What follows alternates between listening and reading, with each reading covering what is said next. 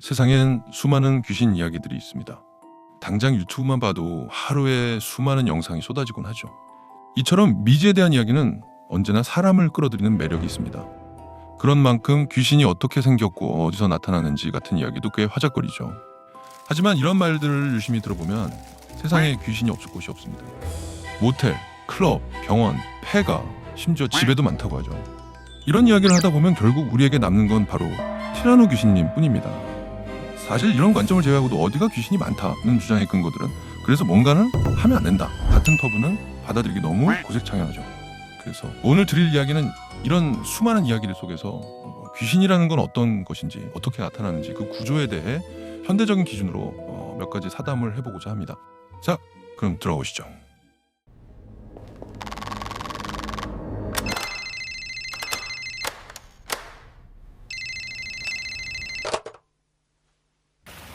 우선 이야기를 시작하기 전에 첫 번째로 잡아둬야 하는 개념이 있습니다. 그건 바로 귀신은 상당히 정신적인 현상이라는 겁니다.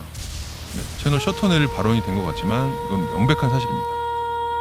정확히 말하면 물리적인 수준에서 실체를 드러내는 것조차 그 물리적인 지대나 사물을 매개로 한 정신적 사건에서 시작되고 나타나는 형상이나 행동의 조건 역시도 귀신의 주체가 되는 인물의 당시 심리적 상태, 결핍 등 감정의 모습에서 기반합니다. 실제로 소위 영적인 분야에 종사하는 사람들도 영적인 사건을 접할 때 어떤 공통된 형상을 공유하기보다 증상을 토대로 내력을 유추하는 것에 가깝고 그것을 확인하는 감각이나 경험에 있어서는 제각각의 방식으로 그 증상의 주체를 느끼고 추론하는 것에 가깝습니다. 즉, 본래라면 현재라는 시점으로 덮였어야 할 기억들이 특정한 원인으로 인해 다시 재현되고 드러나서 사람, 물건, 장소 등에 선악을 떠나 영향을 미치는 특이 현상들이라는 거죠.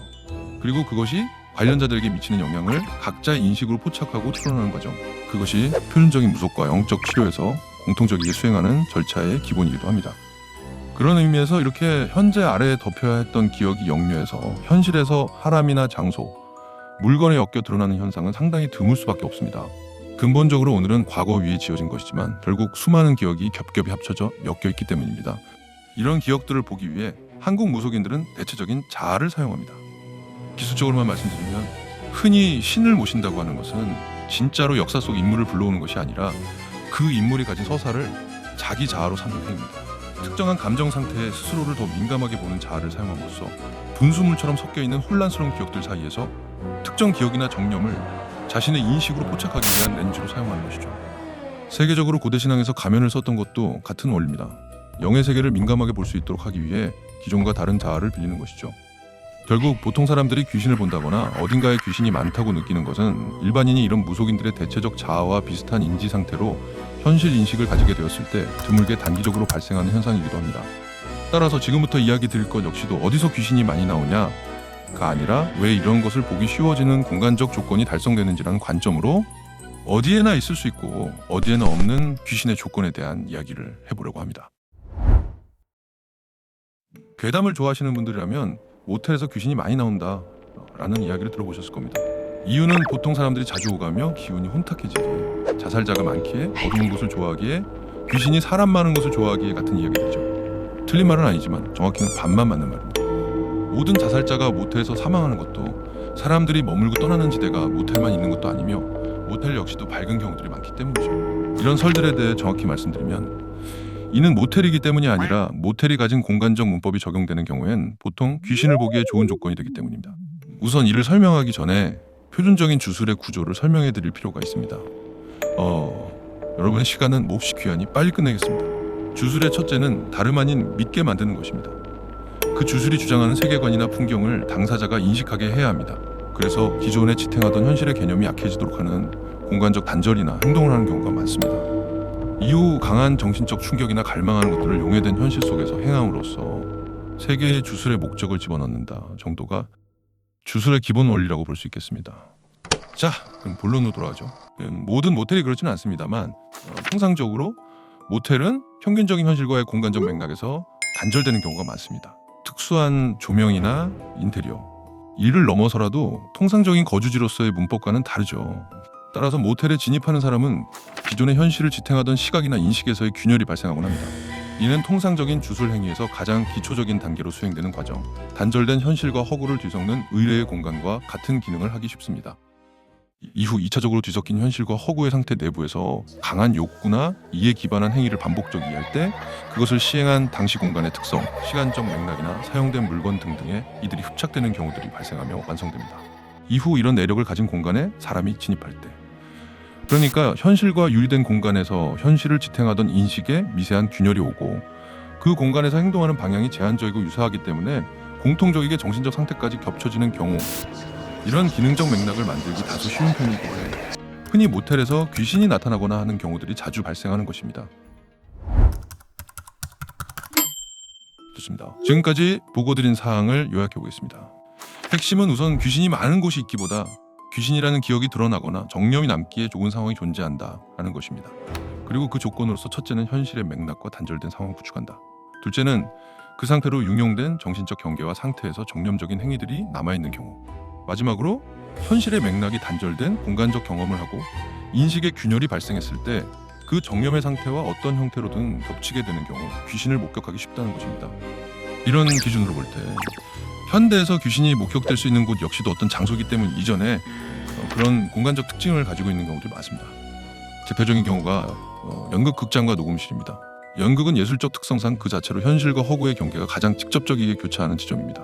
그런 현실과 유리된 공간에서의 인지적 단절, 일반적인 상영과는 다르게 무대에서 배우들의 감정적 연기가 반복되고 그것을 보는 독자 역시도 관람석이라는 제한된 공간적 문법 안에서 유사한 감정을 느끼는 동일한 행위의 반복이 발생하게 됩니다. 이런 공간적 특성은 특정한 정념 내부를 잔류하기 쉬운 것을 포함해 인류가 보편적으로 사용하는 의례의 기능, 절차들과 상당히 일치하기도 합니다. 이런 기능의 연장선으로 성우나 가수들이 사용하는 녹음실 역시도 기존의 두 가지 조건을 토대로 귀신을 목격하기 쉬운 구조가 됩니다. 무음지대로 기존의 공간과 격리되는 이질성, 반복되는 감정과 연기의 행위, 이들이 축적될 수 있는 장기적인 구조들에서부터 기반되곤 하는 것이죠.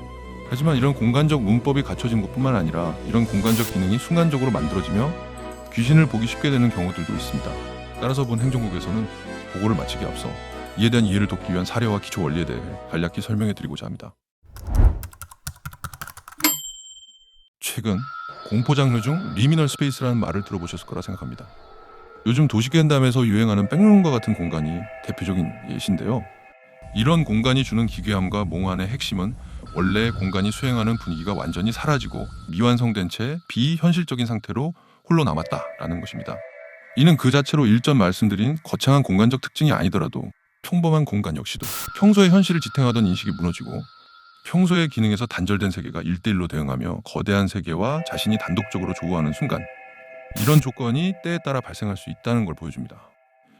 현대에서 이런 대표적 사례가 바로 야간의 선박 조타실이나 초병, 불침번 같은 경우입니다. 정확히는 평소의 공간적 밀도에서로부터 멀어진 상황, 자신이 있는 공간과 바다라는 거대한 공간 속에 내던져진 채 거대한 세계와 1대1로 조우하면서 현실과 유리되는 순간, 이런 경계가 무너진 상황에서 연식이 오래된 배는 선박의 건조 과정의 모습이 겹쳐지거나 과거의 잔상을 조우할 확률이 높아집니다. 군의 불침번이나 초병 역시도 유사한 원리로 이런 현상이 발생하곤 하죠. 기존의 공간적 맥락이 끊기거나 단독적인 인식으로 남겨진 거대한 공간에 자신이 홀로 조우하는 구조가 발생할 때 해당 작전 지역에서 있었던 정념이나 잔상을 조우할 확률이 높아지는 것입니다. 사실 이건 그렇게 위험한 현상만은 아닙니다.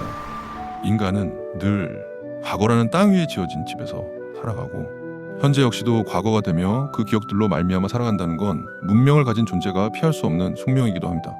그래서 정말 중요한 건 귀신을 보기 쉬운 곳에서조차 보이지 않는 사례들을 되짚어보는 것입니다. 땅속에는 수많은 죽음이 묻혀 있습니다. 우리가 아는 것, 알지 못하는 것, 죽음을 느낄 수 없는 것들이 있죠. 하지만 그럼에도 우리에게 보여야 할 귀신이 보이지 않는 것은 우리가 이미 그 기억을 정돈하고 그 관계로부터 오늘을 지탱하려고 하는 현실의 실천이 있기 때문이기도 합니다. 역사적 수준의 학살, 수많은 고문이 자행되었던 곳들, 참사 현장, 이런 수많은 죽음이 있음에도 그곳에서 보지 못하는 이유는 귀신이란 사라지거나 축체되는 대상이 아니라 과거라는 사건을 토대로 비로소 현재가 있었다라는 정리를 통해 과거를 정돈되게 인식하여 더 이상 인식되지 않는 것에 가깝습니다. 무덤은 죽은 사람을 위한 것이 아니라 산 사람의 오늘을 위한 것입니다. 무덤을 통해 산 사람이 과거로부터 나아갈 수 있듯 진정 귀신을 쫓는 가장 큰 방벽은 그 잔류한 과거와 알맞은 관계를 맺어 현재가 어떻게 이루어졌는가를 설명함으로써 오늘의 굳건한 현실을 지탱하는 사람들, 다름 아닌 우리들의 존재 그 자체일 것입니다. 자, 이렇게 오늘은 귀신이 많은 장소, 정확히는 이들을 보게 되는 원리에 대해 알아봤습니다. 영상이 도움이 되셨다면 구독과 좋아요 눌러주시면 대단히 감사하겠고요. 다음에 보고 드릴 게 있을 때 다시 찾아뵙겠습니다. 오늘의 시선, 낡은 주술과 도시의 신비를 기록하다. 행정국의 금일보고는 이상입니다. 그럼 부디 평안하시길 바랍니다.